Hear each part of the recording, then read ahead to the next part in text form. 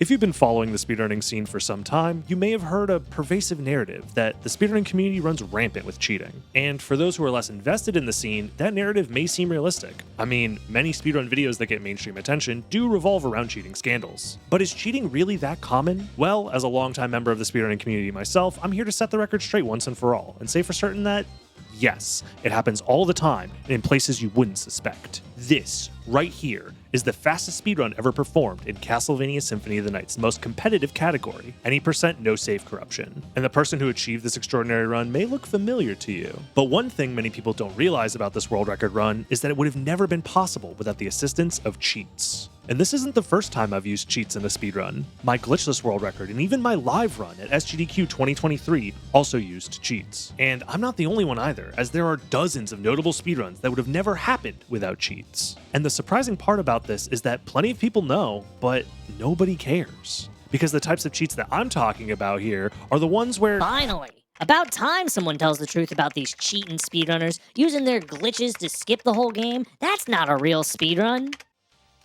What? No. Get out of here.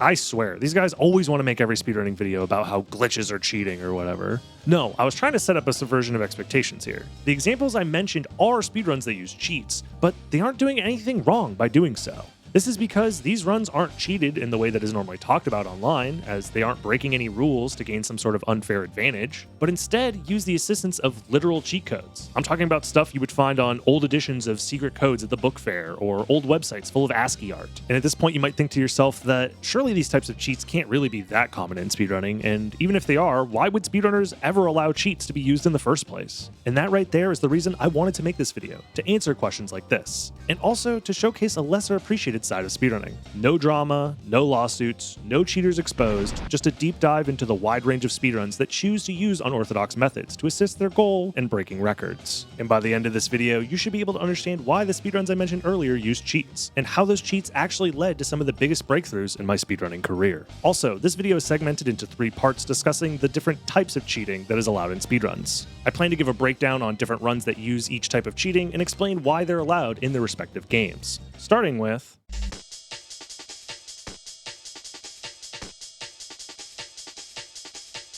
Before jumping into examples of runs that rely on the use of cheat codes, I want to take a brief look at the most common ways these cheats get implemented into video games. I'm sure many of you who are as old as I am remember the good old days when video games would launch with Easter eggs and cheat codes built into the game. God, I feel old. And including these cheats at the time was a creative way for developers to make content out of unfinished ideas or debug functions that were originally created to help test the game. Common cheat codes would include things like gaining 99 lives, or unlocking secret characters, or big head mode. And big head mode? And also big head mode. Why are there so many games with big head modes? Big heads aside, it's clear to me that as somebody who's been speedrunning pretty much my entire adult life, having access to these additional tools enabled by cheat codes has the potential to be game-breaking, or at the very least give you an advantage over playing the game normally. And to finally answer the question as to why cheat codes are allowed in speedruns at all, every game community handles things differently, and is in charge of their own leaderboard. So it's up to them to decide whether or not cheat codes should be allowed in their speedruns. If every runner agrees to the same rules, then in that case what would normally be considered cheating becomes allowed, or even encouraged in this context. There is an argument to be made that developers put these cheat codes into their games intentionally, so they could be considered fair game for use in speedruns, just like any other intentional mechanic. But even so, most communities don't really see it that way. Even though the title of any % is meant to represent the fastest way to complete a game, in cases where it's technically faster to use cheat codes, they often are separated into their own category with the moniker of cheat %. However, as I talked about in my previous video about speedruns that don't actually beat the game, just because a speedrun isn't considered a main category doesn't mean that it isn't interesting or important to the wider speedrunning community. But I'm rambling at this point, so let's finally talk about some speedruns that actually use cheat codes. Probably the most pertinent example of a cheat % I can think of is in Spyro the Dragon. In this classic collectathon, the structure of the game normally has you freeing dragons, collecting gems, and retrieving stolen dragon eggs. And after getting the required amount of collectibles for each given homeworld, you can then take a ride with the balloonist to the next homeworld. You repeat this process until you eventually make it to the final world, Nook Nexus. Here, your new goal is to enter Nook Cove and just reach the end level vortex to open up the dragon head statue that guards the next level, Twilight Harbor. And after one more vortex, the final dragon head opens, revealing the final level with the final boss himself, Nasty Nork. Finally. And surprisingly enough, the any% speedrun doesn't actually deviate much from this intended route. Since the homeworlds are all separated by these balloonists, and there's no known way to bypass any of the balloonist requirements, that means the run ends up looking a lot like an optimized version of a normal playthrough. That doesn't mean that there aren't crazy glitches in the game, far from it, but since the limiting factor for completing the game quickly is the balloonist requirements, there really isn't a good reason to implement any glitches unless they're used to more quickly gain access to more collectibles. So runners are forced into collecting the 6,000 gems, 5 dragon eggs, and 50 dragons before they can get to the final boss and beat the game pretty much exactly as the developers intended. That is, aside from a few small skips here and there, and one big one that we'll talk about in a little bit. But actually, I lied. When I said there was no way to bypass the balloonist requirements, I meant it's not possible unless you use cheats. Much like most games released in this era, Spyro the Dragon did have cheat codes put in by the developers. There's codes for acquiring 99 lives, playing a Crash 3 demo level, and even a code for watching the game's credits. But most importantly, there's one last cheat code that, when performed, unlocks all homeworlds in the game, skipping the need to collect anything. And this is where Spyro the Dragon's cheat % comes in. In this run, the goal is to start the game, open the menu to execute the Unlock All Homeworlds cheat code, then have the balloonist take you directly to the Nook Nexus. But if you think this is where speedrunners would quickly get through the final levels to unlock the dragon heads and proceed to the final boss, you would be right. That is, if they're a coward, because now it's time to talk about the huge skip I alluded to earlier. Now that we are in Nook Nexus, the biggest limiting factor to finishing the game quickly is the fact that the portal to the final level is closed off by this dragon. But for some reason, the top of the dragon head is missing collision, meaning if we can get Spyro high enough, we can skip entering the other 2 levels and go straight to the endgame. But how exactly are we going to do that? This trick is called Rat Proxy. It's a type of coveless skip, as it allows players to skip Nook Cove and then directly enter the final level. And there are a few skips that are all classified as coveless, but this Rat Proxy is by far the fastest one. And by attempting to beat the game coveless, this turns cheat % into a sub 2-minute dash from the start of the game to flaming Nasty Nook's butt. But coveless, and particularly Rat Proxy, is also by far the biggest skip for the any % category as well, saving nearly a minute over the old method of reaching Nasty Nook.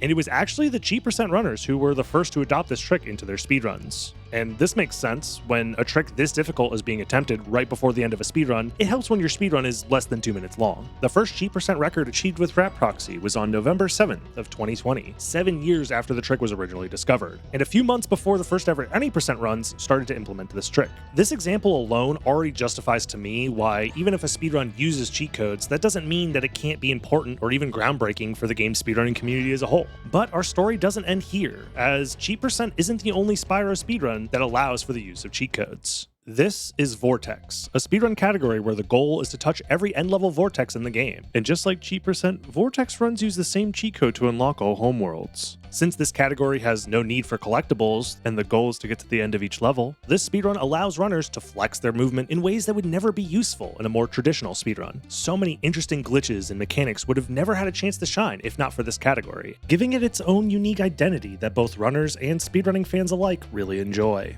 And it's all thanks to this silly little cheat code.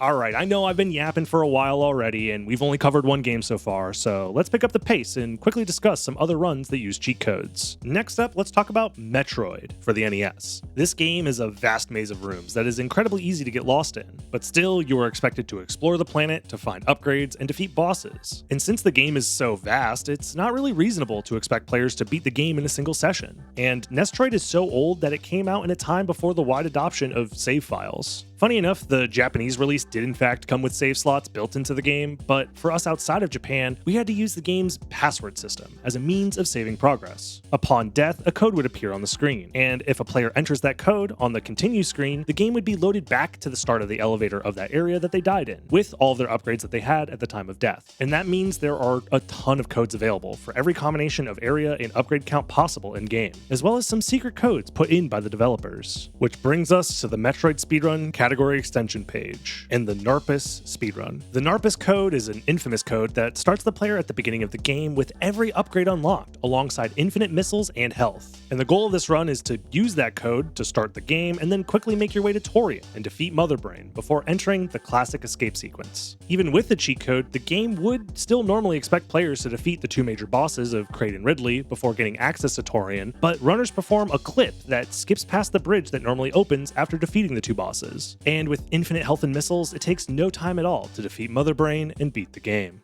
Speaking of Metroid, my script here is telling me that it's time to talk about Super Metroid. It's also telling me to say that you should subscribe to the channel. Anyways, in the time between the NES release and Super Metroid, Nintendo finally figured out how to get save files working. Yay! But that means no more password codes. Boo! But there is still a code of sorts left in the game's files. This is known as the GT code, and was actually a leftover developer debug code to help the testing process of the game. It's called the GT code because it's activated by holding the 4 face buttons, A, B, X, and Y, while entering the Golden Chorizo boss room. The code instantly gives you every upgrade in the game except Screw Attack, and sets your energy and ammo amounts to these specific values. This powerful code has so much potential for speedrunning, as Super Metroid is a very open game, especially once you know a handful of sequence breaks. So with the right planning, getting to the GT boss fight to activate this code can be done very quickly, and has led to a few different game-breaking speedrun routes. So not only does the GT code grant a bunch of useful items for free, which can obviously be helpful in quickly dispatching the main bosses of the game, but a side effect of using the code is that it forcibly equips every one of Samus's beans upon entering the boss room. This isn't normally possible, as the game will always try to prevent the player from equipping both the Spazer Beam and the Plasma Beam at the same time. And this causes all sorts of glitches to become possible. The various combinations of glitched beams could be a whole topic for a separate video, so instead of spending the next 20 minutes explaining how it all works, just know that one of the glitched beams is called the Space-Time Beam, and it can cause the player to wrong warp directly to the end of the game, skipping every main boss. Another aspect of the GT code that runners take advantage of is how the code affects the item completion percentage that shows up at the end of the game. In Super Metroid, every item collected adds 1 percentage point to the game's completion, and all the items given to the player from the GT code also grants additional percentage points, which spawned a whole other category called Max Percent GT, where the goal is to collect as many items as possible after performing the GT code, to end the game with the maximum possible completion of 135%. It may have never been intended for players to find this developer code, but it is part of the game, so it is to be expected that speedrunners of all people would find interesting ways to use this leftover code to creatively beat Super Metroid. For the next 2 games, I want to discuss how runners take advantage of a slightly different type of in-game code, starting with Yu-Gi-Oh! Forbidden Memories. If you don't know how to play Yu-Gi-Oh!, don't worry, neither does this game. The game has zero resemblance to real Yu-Gi-Oh! And instead was developed back before the official rules of the game became standardized. In Forbidden Memories, the goal of the game is to win versus various opponents in Yu-Gi-Oh! Inspired duels. The main way to defeat your opponents is to lower their life points to 0 by dealing damage with your monster cards, and most of the monsters that you get at the beginning of the game are very weak. But as you defeat opponents, you'll win prize cards, which will help upgrade your deck. And depending on the rank you earn for that duel, which is a very complicated mechanic, it changes the possible pool of cards you can earn. Generally speaking, the better cards are locked behind the higher ranks. Another way to play stronger monsters is to upgrade their attack power with field spells or equip spells, or to have them battle monsters with an advantageous star sign. You can also engage with the game's core mechanic that distinguishes it all these years later, which is the fusion mechanic. Here you can fuse multiple monsters in your hand together to make even stronger monsters, so long as the fusion materials work together. Otherwise, you just end up discarding them. The strongest monster that you can easily fuse into is the iconic twin-headed Thunder Dragon. And there's a few combinations of cards that make this cute little buddy here, but they pretty much all revolve around fusing dragons and thunder-type monsters. So these types of cards come at a premium for FM runners, and since the starting decks are random, there's no guarantee that you'll start the game with a lot of thunders and dragons. You could try and get lucky and win some from duels, but you could also go to the game's password screen. Here you can enter a card code into this menu and trade your star chips for cards. And the card codes are actually found on the bottom of real Yu-Gi-Oh! Cards, which is really cool. And runners take full advantage of this password system. Runners will beat the same duelists over and over again to try and earn rare cards, but runners can then take their earned star chips to guarantee at least a decent number of thunders and dragons for their run. So for the Forbidden Memories community, codes like this are a godsend, because without these codes, an already very random game would become even worse when it comes to RNG, as runners would struggle to try and improve their decks and quickly beat the game. I know this next game might not immediately come to your mind when you think of speedrunning, but Animal Crossing on the GameCube does have a deep history of gamers trying to complete various tasks in their cozy little towns as fast as possible. And they too are not immune to the appeal of using cheat codes. But how exactly do you even speedrun a game like Animal Crossing? There's no traditional ending with a final boss fight or anything like that, unless you consider the final boss of Animal Crossing to be capitalism.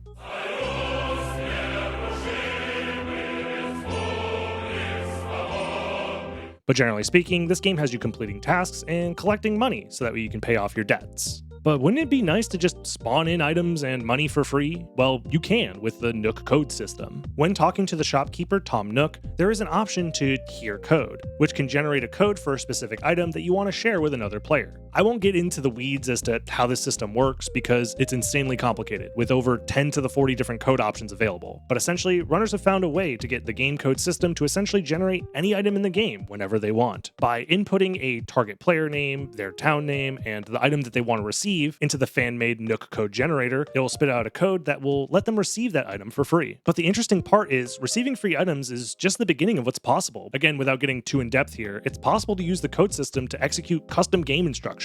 These custom instructions can change the way the game functions, like maxing out the player's in-game luck stat and disabling the in-game music, so loading new areas can happen much faster than normal. The rabbit hole of what's possible with Nook codes goes very deep, so I'll link some resources down below if you want to learn more about it.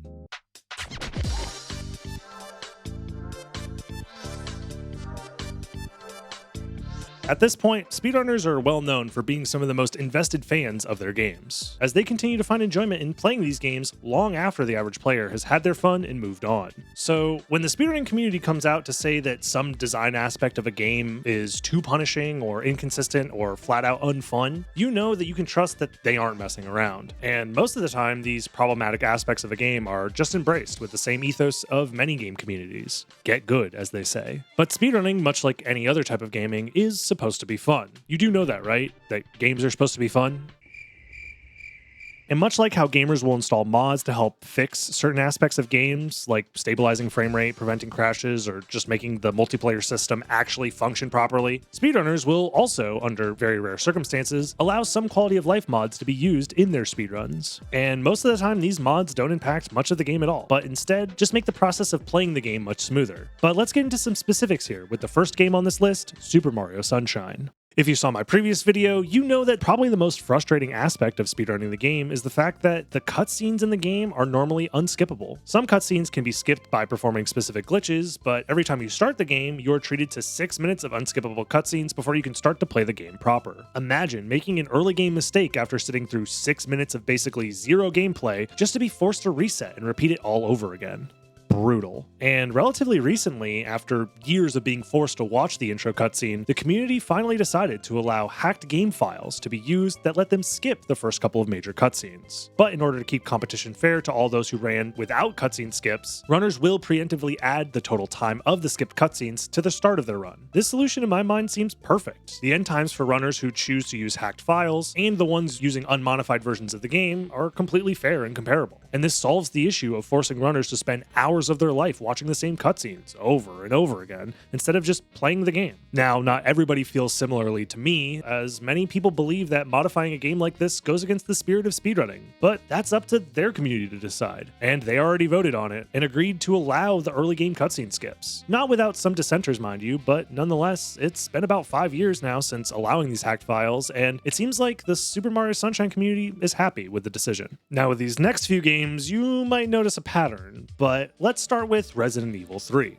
Resident Evil 3 is a somewhat infamous game within the speedrunning community for being a game plagued with a speedrunner's worst nightmare, RNG. And in RE3, so much of the game's speedrun depends on getting random events to go your way. I won't go into every possible instance of where RNG plays a factor, and besides, WaifuRuns, another fantastic speedrunning creator, already did that in this video right here. But generally speaking, a game being very luck-focused isn't necessarily a problem for speedrunners, and some people actually enjoy the variety that comes from understanding and navigating the possible random outcomes a game could throw your way. But there is one specific random event that speedrunners desperately wanted to have control over, as it is a core aspect of the game that is randomized every single run. That being the weapon that you find partway through the game inside the STARS office. Inside the weapon locker is one of two possible items, either a magnum or a grenade launcher. The rest of the run is drastically different depending on which item you find, and the by far faster route requires the runners to get the grenade launcher. This means any runner looking to compete for a top level time not only has to slog through the early game filled with time wasting RNG, but partway through the run, there's basically a coin flip that decides whether or not you can even continue your run. This is too much for even the most sadistic speedrunners to bear, so it was decided within the RE3 community to allow a tool that changes the magnum weapon into a grenade launcher. No other aspects of the game were changed here, so all the other random events play out as intended, completely unaffected by the use of the tool. And I think this solution is pretty ingenious and goes to show how considerate the speedrunning community can be when it comes to deciding major decisions like this. Since the game is RNG focused, the community didn't want to influence the RNG values in order to force the grenade launcher to spawn. Something like changing any RNG value in the game could have adverse side effects to other parts of the run, and in reality, all runners wanted was a way to play the game normally, but without needing to reset half of their runs due to not finding the grenade launcher. Now, RNG having a major influence on a speedrun is nothing new, but very rarely do runners see it as actively detrimental to the health of their speedrunning community. But with the BioShock Infinite speedrun, we will find just such a case. BioShock Infinite as a speed game is very interesting, as runners will run and shoot their way through levels while using precise jumps and setups to perform major skips throughout the game. And many of these skips require a very specific item to spawn, called Hill Runner's Hat. This is an equipable gear that has a roughly 2% chance to spawn partway through the run, but when equipped gives you a 50% movement bonus for 5 seconds after your shields are broken. The increased speed is not only used for moving around the levels faster, which is obviously good for a speedrun, but the additional speed is required for some of the game's skips to work, and overall having the gear saves around 8 minutes. This means if you want to do serious speedrun attempts of BioShock Infinite, you absolutely need this item, but since it only has a 2% chance of spawning, this RNG factor was a major deterrent for people running the game, and for a long time, runners would simply reload their closest save over and over again, just hoping to get the HRH to spawn, and many would eventually just give up running the game altogether, as it's just too frustrating to lose runs so often to factors outside of your control. To my understanding, this is the only major RNG factor in the game like this. Eventually, runners would deliberate and decide to allow a mod that forces the HRH gear to always spawn, saving the run from becoming an RNG slog. So RNG may have been a major factor in these last two games, but this next one is probably the most unique stories I've ever heard of as far as modded speedruns go. This is Dead Rising, a game about surviving a zombie apocalypse inside of a mall, and the entire length of the game's story plays out over 3 in-game days, which equates to 6 real-life hours, and many of the game's story missions are only available after a certain amount of time has passed. This means in a normal playthrough of the game, you only have 6 hours to beat the game, but it also means every speedrun of the game is going to take pretty much the same amount of time, as runners have to wait real-life hours for the story missions to become available. This obviously isn't great, so unsurprisingly, this community decided to use a mod to completely overhaul the way time works in Dead Rising, to revamp the speedrun potential of the game. The Dead Rising time skip mod gives players the ability to fast forward through the in-game timer, allowing them to skip the previously mandatory wait times. What was once an unskippable 6-hour meme run suddenly became a legitimate competitive speedrun worth pursuing in the eyes of many, allowing them to focus on mastering the game's mechanics and clearing missions quickly instead of spending most of the run waiting. I think it's clear from all of these examples, and even some that I'll talk about in the next section, that speedrunners really just want a fun way to express their skills. And more broadly, speedrunners are willing to take steps to ensure that runs are fun, more exciting, and more skillful for themselves and their community. So can we really blame them for modding their games? Oh, really? You do blame them? You think they're a bunch of stinky poo-poo heads? Fair enough.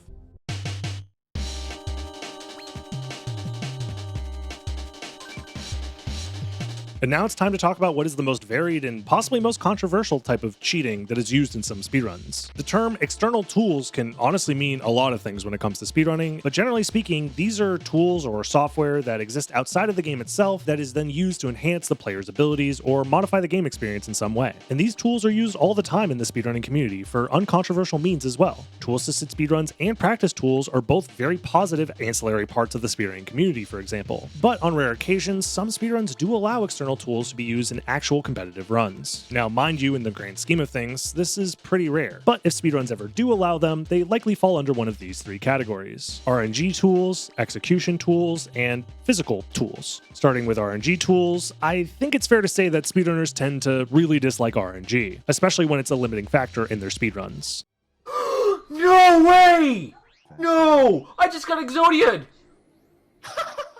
And anytime a game is discovered to have RNG manipulation, it's generally seen as a massive positive discovery for a game. But with RNG tools, players can gain additional information about the RNG state that they are in. This is usually done by having the player input information about the run into some sort of RNG calculator, which then spits out information that could be useful to the player. A very popular example of this is in Pokemon speedruns. The Pokemon main series of games all have popular speedruns in their own right, but they all suffer from the same problem. RNG can be a major factor in determining how quickly you can play through the game. And so speedrunners have taken on the task of trying to overcome these odds, which has evolved into using RNG calculators to give the runners the best possible chance of getting the random outcomes that they need. Now each game is different, but they share many of the same goals, acquiring strong Pokemon that have the potential to quickly get through the game. And the way in which runners acquire powerful Pokemon is usually via RNG manipulation. Let's use Fire Red and Leaf Green as an example. The run consists of using a Squirtle as your starter Pokemon and then training him up to solo the entire game. However, the Squirtle that you need for this run needs to be a top-tier performing Squirtle. This is because even if a Pokemon is the same species as another, that doesn't mean that they have the same potential as each other. Pokemon have hidden values that determine their potential stat growth as they level up. These are the Pokemon's nature, as well as their IVs, or individual values. So runners want the best possible starter Pokemon so they can blitz through the game, but RNG makes it so an unassisted player is basically rolling dice every time they pick their starter. And that's how runs were performed for a very long time, resetting endlessly until a decent starter was found. That was until starter manipulation was implemented. Runners now use a tool that can calculate the spread of possible Squirtles that are available based on their RNG seed. Players will input their randomly assigned trainer ID into the calculator. It will then spit out the best possible Squirtles that fit the required stat ranges to complete a run with. This works because the RNG in Fire Red progresses every single frame, meaning each frame corresponds to a different Squirtle. And so runners use the info given to them by the calculator to create a countdown timer to help them hit the exact frame so they can get the generated Squirtle that they need. And so as long as they perform the frame perfect input, they'll get the desired Squirtle every single time. And this tech has completely changed most Pokemon speedruns, as now runners have much more control over the run and can take calculated risks, knowing that they at least have a viable Pokemon to rely on. And funny enough, Pokemon isn't the only game using external timers to help runners hit frame perfect inputs to manipulate RNG. In Super Mario Bros. 3 speedruns, these little bastards are a big source of frustration for speedrunners. The Hammer Bros that patrol the map move around based on RNG, and each movement costs time. Not only this, but each Hammer Bro can block the optimal path that speedrunners want to take. And each Hammer Bro fight is a significant time loss. And even worse, in the Warpless category, one of these Hammer Brothers is needed to be fought in order to get an item. The hammer is an item that can be used on the overworld map to break rocks, which has the potential to skip multiple stages in some areas. So in the Warpless category, once runners get to World 2, they actually want to encounter the correct Hammer Bro as fast as possible, so they can skip those levels. And the way runners have solved this RNG problem is very complicated, but I'll do my best to try and simplify. The concept behind manipulating the Hammer Brothers' movements, in theory, is quite simple. From the moment the console is powered on, the game will start to cycle through the same sequence of random numbers. And when Mario reaches the end of a level, the game will then check to see what that random number is, and will use it to determine the movements of the Hammer Bros on the overworld map. This means if you can end a level on the same frame every time, the Hammer Bros will move in the same exact way every time. This gets complicated as the game can lag in a few spots, but generally speaking, the theory of completing levels on precise frames to guarantee good Hammer Bros movements sounds simple. But for a long time, runners believed that it would be nearly impossible to manipulate RNG this way, and that would be the case if not for the assistance of external tools. The solution to this seemingly impossible challenge was for runners to use a tool-assisted speedrun that they knew got the correct RNG from the Hammer Bros, and then try and synchronize their end-level inputs to that task. Originally, runners would attempt to manually sync their console power-up time to the start of the task, but this method had many flaws that would hurt their consistency in performing the Hammer Bros manipulation. So runner Narfman would create a program that helps automatically sync the player's video capture to the task so runners can try and emulate it better. This program includes both visual and audio cues as to when the player needs to jump at the end of the level. And this technique has already been used to great success for many runners, as now early hammer manipulation is the standard for high-level runs and world record attempts. Before moving on to the next section, I do want to give some honorable mentions here to two other games that both use external programs to help solve RNG problems in their games. In The Legend of Zelda Wind Waker, there's the infamous Sploosh Kaboom game, which asks the player to find hidden squids on this board within a limited number of shots. In any run that requires the reward from Sploosh Kaboom, runners were basically at the mercy of guessing where the possible squids could be. This is where the Sploosh Kaboom solver tool comes in. This tool is able to process the most likely board states that can be generated given certain parameters, and is able to incredibly accurately find the exact board generated after shooting only a few shots. If you want to learn more about Sploosh Kaboom, I'll link some resources down below. Next up is Minecraft. The entirety of the game world is randomly generated, and that causes many problems for speedrunners to overcome. The goal of the run is to enter the end portal and defeat the Ender Dragon, and there are many random aspects that get in the way. But one of the most important ones is actually finding the location of the world's end portal. But thankfully, Thankfully for runners, by pressing F3, the debug menu for the game will pop up, and it displays a lot of important information in real time. And most importantly, you can use the exact coordinate values here in combination with the Eyes of Ender item to triangulate the exact location of the endgame portal. This triangulation is done with an external calculator that takes the coordinates to spit out the end location for those runners, giving runners a way more consistent way to get to the end of the game.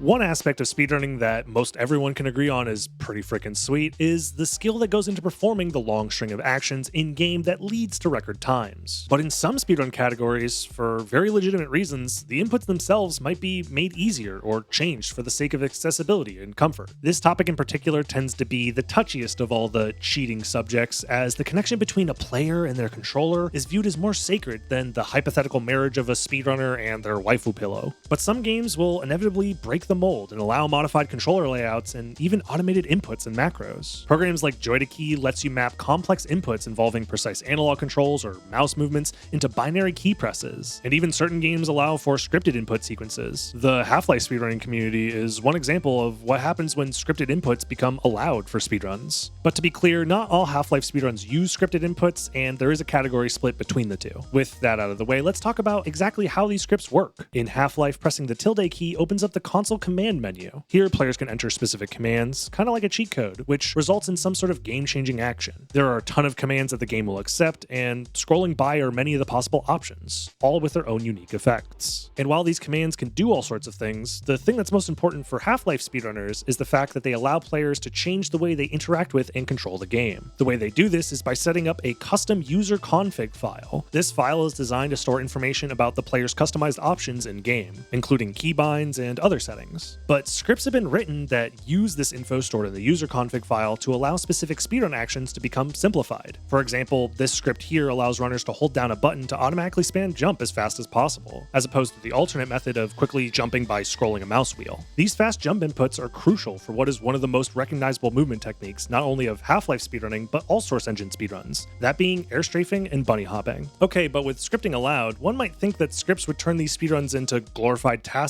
as runners let the scripts do all the work for them. But that assumption couldn't be further from the truth. For one, the scripts that are allowed in these speedruns are specifically curated to ensure that skill expression is maintained, and so runs don't turn into long strings of scripted commands. And generally speaking, the moment-to-moment gameplay and decision-making is still all being handled by the player in real time. They may have scripts that help them execute tricky skips, but that doesn't change the fact that the runner is still the one in control. And one thing that originally stood out to me as somebody who didn't run the game myself is I originally thought that the added consistency from scripts would lead to vastly different routes and world record times between scripted and non-scripted speedruns. But in reality, the world records are only 30 seconds apart from each other, and in the non-scripted speedruns, many of the techniques and tricks that scripts help with are still performed. The main difference between the two runs is really preference in playstyles and how the game controls. It really goes to show that this community has figured out a way to allow for both scripted and non-scripted runs to coexist. And from the outside looking in, it can be really easy to make false assumptions about a game allowing scripts. Another example of input automation that is used occasionally in speedruns is macros. A macro is when pressing one input leads to multiple inputs being registered in-game. And just like I said earlier, this type of stuff tends to be very controversial in gaming spheres. But there are plenty of games that have their own built-in macros, and those are almost never seen as controversial. That is, unless your name is Tommy Wilkerson from Silverleaf Elementary School. That's right, I remember when you called me stinky for using the C-stick in Super Smash Bros. Melee. It's part of the game, Tommy! Get over it! But in the case of games getting ported to new consoles or PCs, when they have their control schemes updated, oftentimes they feel very clunky or outdated. For example, in Jet Set Radio speedruns, one thing that's required throughout the run is spraying graffiti in specific spots. And the game expects you to perform certain motion inputs on the control stick to mimic the act of spraying a paint can. And there's basically no cooldown on how quickly you can chain these motions together. And when this game was eventually ported to PC, instead of having players mash their spray buttons and control stick for these sprays, they wanted a more convenient way to spray quickly. So the community allowed for the spray button and different control stick motions to be bound to the same input. So now when runners ride up to a graffiti spot, they can simply mash the desired spray button to quickly and easily get through those sections, making for a much more comfortable way to play the game. There's already so much mashing involved in the game between skipping cutscenes, movement tech, and spraying that these motion inputs becoming easier honestly makes a lot of sense for me. And this isn't the last time you'll hear me talk about controversial ways speedrunners attempt to mitigate annoying mashy stuff, which perfectly leads me into my next section. So far, we've been talking about external tools that are some sort of program or software that changes the play experience experience, but what about a physical device that runners use to augment their abilities? Probably the most obvious example is with turbo controllers. Since mashing buttons is oftentimes a very key part of many speedruns, the appeal of finding better and more efficient ways to press buttons fast is always on the mind for some speedrunners. And ever since the NES days, third-party hardware developers would sell controllers with additional features compared to OEM models. And one of the most prevalent features that would perpetuate into the modern era is the turbo button feature. This essentially allows the controller to spam a button input way faster than any human ever could. And for a long time in the early history of speedrunning, there was a cultural divide among many aspects. Specifically, American and European communities would tend not to allow turbo controllers in their speedruns, but runners from Japan didn't really have the same reservations. This is especially apparent in speedruns of old RPGs and Mega Man games, but over time, the global speedrunning community would begin to coalesce, with very few games allowing turbo controllers for serious competition. Flash forward to the current day, and the issue of allowing turbo controllers is by no means solved. Pretty much any game that has significant time save for mashing buttons will eventually be put in the position of needing its community to decide whether or not turbo should be allowed. And while in most communities the answer is still no, in recent memory, a break from tradition did happen in the Metroid Dread speedrun community. In most of the game's important fights, one of the key factors for clearing them quickly comes down to how quickly you can fill the enemy full of missiles. This means that runners who are physically able to mash the shoot button faster alongside performing other key actions have a major advantage in these fights. And you might think, so what? Surely being able to mash fast should be a skill that's rewarded in speedrunning, right? Well, yes, but actually no. And this is coming from a guy who mashes all the time in his speedruns. I know more than anyone the skill and dedication that goes into finding fast mashing techniques and practicing them. But a major issue that's often overlooked in these kinds of conversations is that the potential for self-injury due to overstressing tendons and muscles is a serious risk when mashing for extended periods of time. So allowing turbo controllers is not only a matter of aiding people without the ability to mash quickly, but it also helps everyone from preventing serious issues like repetitive stress injuries or carpal tunnel. We have to accept as a community that we are all getting old all the time. And if we want to have working hands by the time we're doing speedruns in the retirement home, some concessions need to be made. So the solution the Dread community came up with was this. Because the idea of allowing inhuman mashing speeds would be unfair to the runners who are comfortable mashing quickly on a standard controller, it was decided to allow only specific turbo controllers that fit the community's guidelines to be allowed in speedruns. The Dread Speedrun Wiki keeps tabs on all the possible speedrun compatible controllers, and even has a detailed write-up on all the pros and cons for each controller, alongside an aggregate community sentiment about that controller. This goes to show that they did not take this decision lightly at all, and that they really did have the health of their community in mind. And they put in more than enough work to justify it, because this has got to be the most comprehensive controller guide I have ever seen in any speedrun community. Even with all this work and research, I am sure not every single person was happy with this change, but that happens anytime some sort of change happens in a community. But I just gotta show respect for the Dread community for both taking the health of their community seriously and putting in the work to support this new rule change. Okay, let's quickly run through some of the more out there examples for external tools in speedrunning, as this video is already getting pretty damn long and my voice is tired. Hey, y'all remember amiibos? You know, those little plastic toys that were impossible to find for a time and are now pretty much worthless? Well, those collectibles at one point were quite a headache for speedrunners, as certain figures had the ability to augment games in real time by scanning them. In Zelda Breath of the Wild, you could literally spawn items into the game, and in a speedrun that relies on acquiring a whole swath of resources to beat the game as efficiently as possible, having a free item spawner sounds pretty good. You can choose to do speedruns without amiibo, but the optimal route for any percent does use them, so yeah. Thankfully, there are ways to use your own NFC chips to emulate the effects of the amiibo, and they're very cheap compared to needing the entire collection of them for yourself. Another speedrun that clashed with dated tech is Fallout 4. When the game launched, Bethesda released a companion Pip-Boy phone app, which could connect to your game and let you use your phone to access items in your inventory and even fast travel. And the ability to fast travel is the important part for speedrunners, as there is an important glitch that is made much easier with this app's fast travel abilities. But the problem is, the Pip-Boy app was discontinued and taken off the App Store quite a while ago. So runners actually use a phone emulator to get access to the app. And to this day, runners still rely on the assistance of their Pip-Boy apps. And who could forget everyone's favorite speedrun tool, the HOTPLATE. Dragon Quest III speedruns have become infamous in the realm of gaming due to their fastest speedrun category relying on a type of memory corruption that becomes much easier to control if the console is heated to specific temperatures. The reason as to why this works is pretty complicated, but the TLDR is that electrical conductivity of certain components in the console is affected by the temperature, which leads to a state that is much more favorable for this type of memory corruption glitch. I'll link a video that explains the run more thoroughly in the description if you want to learn more. Talk about a hot speedrun. Oh god. God, please. I'm in so much pain. And lastly, I want to talk about the most controversial speedrunning tool of all, the humble spoon. This last one is more of a meme, but there have been serious conversations back in the day discussing the ethics of using a spoon to help mash buttons. The technique, I believe, was popularized by speedrunning legend ZFG, and this clip here shows the technique being used for a frame-perfect item duplication glitch in Majora's Mask. We already talked about how most speedruns don't allow turbo controllers, so runners have to come up with all sorts of techniques to help them with mashing.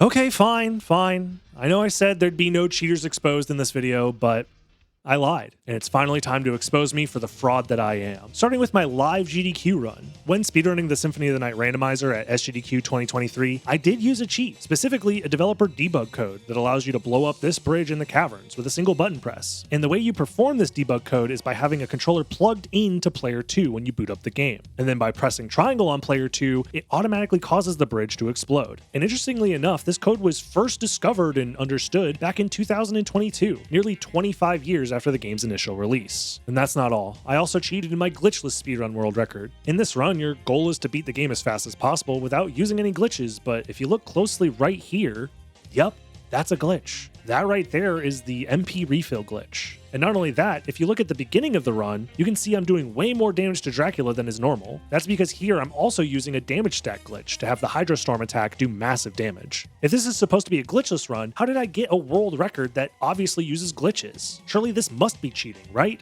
Well, normally, yeah, but the problem with having a glitchless run of Symphony of the Night at all is it's kind of out of your control when some glitches happen to you. The damage stack glitch is so easy to perform that many people casually do it on accident. All you have to do is perform a Hydrostorm and throw holy water on the ground afterwards. And the MP refill glitch is a frame-perfect trick that requires you to freeze the screen with a spell, item, or level up on the exact frame that the game's MP bar in the UI ticks up. But the rate at which this bar ticks up is inconsistent and changes based on your total MP amount. No human can intentionally get this glitch to happen reliably, and worse yet, it happens unintentionally all the time. This means that if this glitch were banned from glitchless speedruns, then runners would be forced to reset due to uncontrollable glitches happening pretty often. And last but not least, it's time to come clean about the crowning achievement of my speedrunning career. The Symphony of the Night any % record is cheated. If you look at the run, right when I start my file, you can see I'm using this name code. And for those that don't know, this might look like a completely random string of characters. But in Symphony of the Night, this name code is actually a cheat that has me starting with 99 luck and much worse stats in every other category. And as a speedrunner, we don't really care about the additional luck at all. But instead, the interesting part here is the lack of HP. This is because in Soten, anytime you take over half of your total HP in a singular hit, you get sent flying across the room at very fast speeds. This tech is called a big toss, and by routing them into the any % run, I was able to find a full minute of time save over the previous route that didn't use the luck mode. I made a whole video on the route change, and we'll have that linked in the description if you want to learn more. So yeah, as it turns out, I am a cheater, alongside so many others that choose to use cheats in their speedruns. Who knew? All those angry YouTube commenters were right all along.